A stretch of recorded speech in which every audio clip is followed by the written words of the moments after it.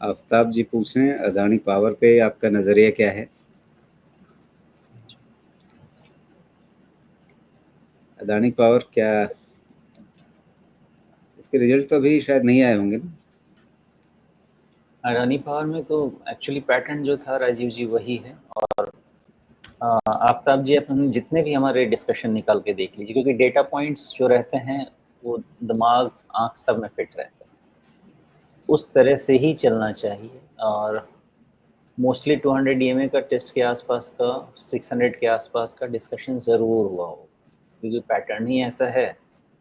और उसमें रिजल्ट का सपोर्ट था, वैल्यूएशन का थोड़ा शायद सपोर्ट रहा नहीं, हाँ वैल्यूएशन का भी शायद थोड़ा सपोर्ट रहा था। अदानी पावर, जी मैंने ये इस लिखा कि इसमें वैल्यूएशन का सपोर्ट रहा है, रिजल्ट का भी सपोर्ट रहा है। तो इस कारण से मुझे लगता है कि अदानी पावर में 200 ईएमए का टेस्ट होना चाहिए था, वो टेस्ट हो चुका है।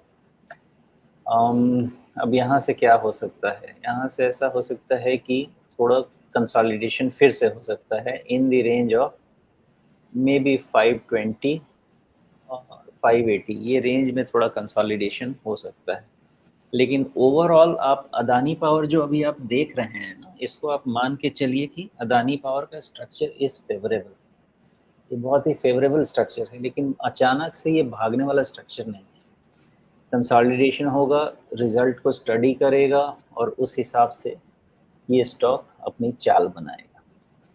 तो अभी इस रेंज को ही आप समझ के चलें कि 520 के आसपास नीचे रहेगा और 580 के आसपास, 580 600 के रेंज ये कंसोलिडेशन चलेगा। फिलहाल अभी इस क्वार्टर का रिजल्ट आया नहीं है, इसलिए उसकी एनालिसिस या उसका क्या इम्पैक्ट होगा वो नहीं किया जा सकता।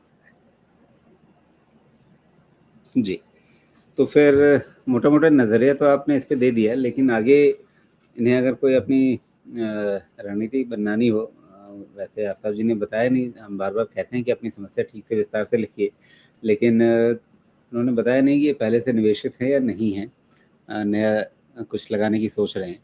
दोनों तरीके से अगर ये पहले से निवेशित हैं, तो कहाँ रिस्क मैनेज करने के लिहाज से नज़र रखें और इंतज़ार करें तो क्या फ़ायदा होगा?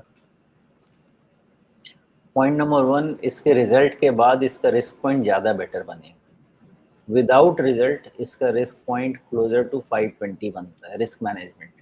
तो एक चीज़ ये कर सकते हैं, अब चूँकि रिजल्ट के बाद जैसी हलचल हो उस हिसाब से काम करें। आपको एक 9 अप्रैल के कैंडल का लो ले लीजिए विच इज़ 505।